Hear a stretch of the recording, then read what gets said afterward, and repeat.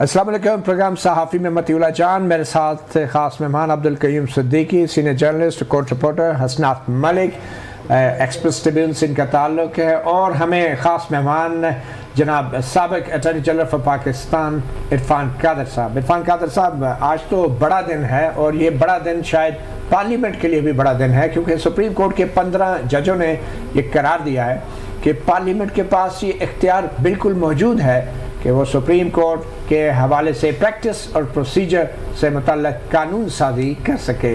इसका मतलब है अब 3 जजों की कमेटी बनेगी और सो मोटो फैसलों के ख़िलाफ़ मुस्तक़बिल में जो फैसले होंगे सो मोटो के, उनके ख़िलाफ़ अपील भी दायर हो सकेगी। 10-5 की अक्सरियत से पार्लियामेंट के practice and procedure of supreme court से हवाले से कानून साजी के हक़ को तस्लीम किया गया है। आप कैसे देखते हैं इस फैसले को? मैं समझता हूँ कि ये बहुत अच्छा फ़ैसला है और इसमें सबसे ज़्यादा खुश जो है वो पाकिस्तानी कौम को होना चाहिए कि हमें उस माइंडसेट से निजात मिली है जहाँ पे कि एक फ़र्द वाहिद जो है वो सुप्रीम कोर्ट को चला रहे थे और जो कि आइन का हरगिज़ मंशा नहीं था कि इस तरह की कोई चीज़ होती। और उनको बारहा लोगों ने कहा, मैंने ख़ुद उनको कहा कि आप फुल कोर्ट कॉन्स्टिट्यूट करें इस तरह के मामलात में, लेकिन जस्टिस फ़ाइज़ ईसा जो मौजूदा चीफ़ जस्टिस हैं उन्होंने फुल कोर्ट कॉन्स्टिट्यूट करके एक तो ट्रांसपेरेंसी इंश्योर की और दूसरा सारी प्रोसीडिंग्स को टेलीवाइज़ करके टेलीकास्ट करा के सारी कौम के सामने दूध का दूध और पानी का पानी रख दिया, जो कि एक बहुत ही खुशाइंद बात है। और इस फैसले से पाकिस्तान में जो पिछले 10-15 साल से एक जुडिशल डिक्टेटरशिप कायम थी, वो डिक्टेटरशिप जो है वो आने वाले दिनों में वो ख़त्म हो जाएगी, बल्कि ख़त्म हो गई आज से, कि वो अपनी मर्ज़ी के जो बेंचेस बनाए जा रहे थे वो अब नहीं बनाए जाएंगे। और ये जो कहा जा रहा था कि पार्लिमान की कोई जंग हो रही है सुप्रीम कोर्ट से, जबकि मैं बहुत से प्रोग्राम्स में आपके तवासत से कह चुका था कि पार्लिमान सुप्रीम कोर्ट को एम्पावर कर रही है। पार्लिमान में और सुप्रीम कोर्ट में कोई आपस में फ्रिक्शन नहीं है। और आज जब चीफ जस्टिस साहब ने इसी तरफ इशारा दिया और बारहा कहा कि पार्लिमान और सुप्रीम कोर्ट हम इकट्ठे हैं, हमें हम आहंग होकर चलना है और एक दूसरे की इज़्ज़त करनी है, ताज़ीम करनी है, और हम ऐसे ही क्यों एट्रीब्यूट करते हैं, हम क्यों अना का मसला बनाते हैं, और अदारे जो हैं उनको आपस में इक्तफ़ा होना चाहिए उनमें, और कोशिश होनी चाहिए कि दोनों एक दूसरे को सप्लीमेंट करें। तो इस फैसले से ये जो एक माइंडसेट था सुप्रीम कोर्ट में, जो कि एक फॉल्स ईगो बनी हुई थी कि जी अगर पार्लिमान आपको सही चीज़ भी बताएगी तो आप बज़िद रहेंगे कि हमने नहीं करनी, और उसको आप समझेंगे कि कोई डिक्टेशन है। इसमें डिक्टेशन की बात ही कोई नहीं थी।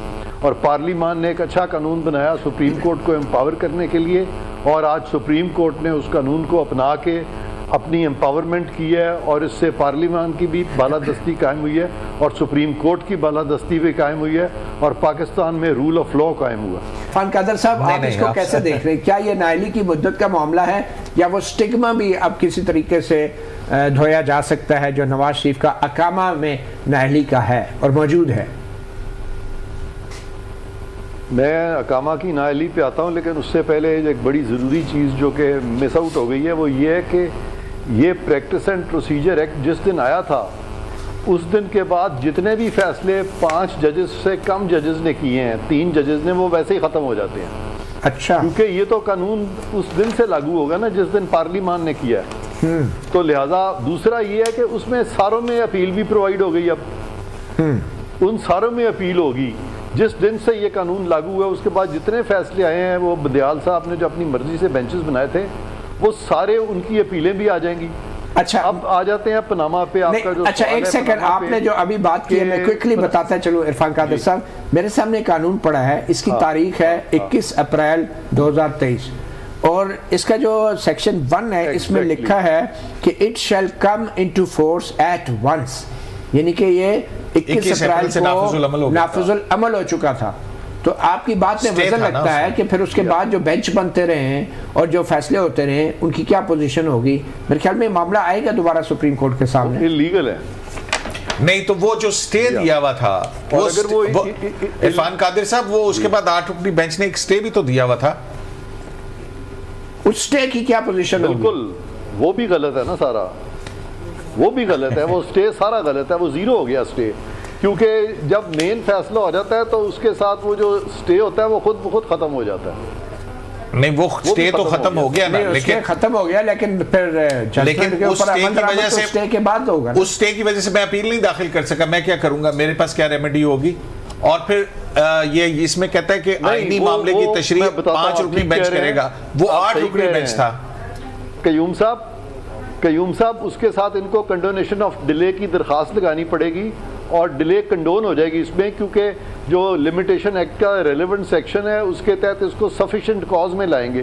یہ سفیشینٹ کاز تھا کہ ایک چیف جسٹس جو ہے اور چند ججز جو اپنی مرضی کے بیٹھ کے تو انہوں نے ایک قانون کو غلط سسپینڈ کر دیا، جس کو بعد میں سپریم کورٹ نے مان لیا اور اس کو رائج الوقت قانون قرار دے دیا۔ لیکن سپریم کورٹ نے 8-7 کی اکثریت سے ماضی کے فیصلوں پہ اپیلیں جو ہیں وہ غیر آئینی قرار دے دی ہیں کہ وہ نہیں ہو سکتی، تو بہرحال یہ معاملہ تو کلوز ہے۔ نہیں وہ اور بات ہے، وہ جو ایک سیکنڈ مطیع اللہ جان صاحب، وہ جو 8-7 کا فیصلہ ہے نا، وہ ہے کہ اس قانون کے بننے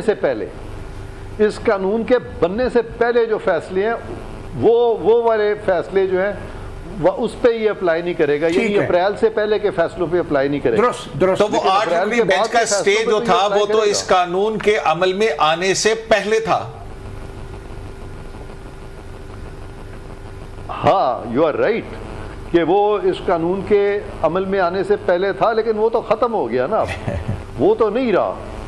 اور یہ جو فیصلہ کیا گیا ہے وہ اس قانون کے آنے سے فیصلہ کیا گیا ہے کہ اس قانون کے آنے سے پہلے، یہ نہیں ہے کہ اس کی سسپینشن سے پہلے۔ تو پھر اقامہ والے کیس کا کیا ہوگا؟ سسپینشن کے بعد اپیل ہوگی، ایسی بات نہیں ہے۔ تو پھر اقامہ والے کیس کا کیا ہوگا؟ وہ سٹگما برقرار رہے گا؟ اقامہ والے کیس میں جو سٹگما ہے، جو ایک داغ ہے، وہ برقرار رہے گا؟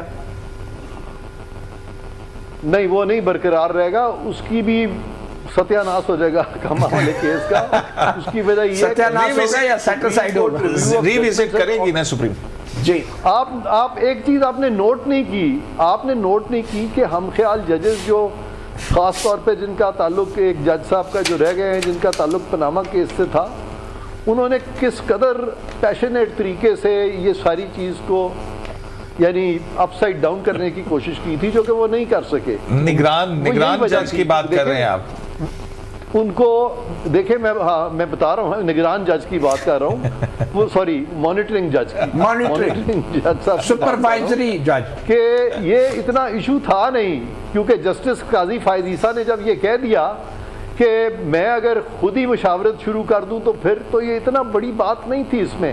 ان کو صرف فکر یہ تھی کہ یہ جو کچھ قوانین آئے ہیں اس سے ماضی کے کیسز کھلیں گے، اور وہ جو پاناما کا کیس ہے وہ تو ڈیفینیٹلی کھل جائے گا، کیونکہ وہ جو review of judgments and orders act ہے سپریم کورٹ کا، وہ تو ڈیفینیٹلی وہ فیصلہ غلط ہو گیا ہوا ہے، وہ فیصلہ ہی غلط ہو گیا۔ اور اب جو ریویو آئے گا، نیا وکیل آئے گا، اب خواجہ حارث نہیں آئے گا، اب نیا وکیل آئے گا، میننگ فل ریویو ہوگا، اور ریویو کا سکوپ بڑا ڈیفرنٹ ہے اب۔ اور وہ جو پاناما کا ریویو تھا اس میں تو سپریم کورٹ کے ججز نے خود لکھا تھا، جسٹس کھوسا نے خود وہاں لکھا تھا کہ ہم نے جو بھی آبزرویشنز دیے آپ اس کا اثر مت لیں۔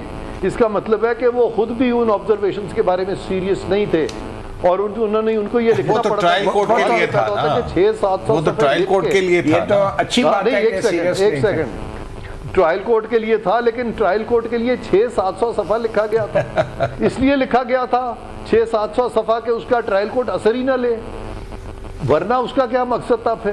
تو لہٰذا جس کو سپریم کورٹ خود کہہ رہی ہے کہ اس کا اثر نہ لیا جائے، جب یہ والا ریویو آئے گا انڈر دا نیو لا تو سوچیں اس کا کیا بنے گا۔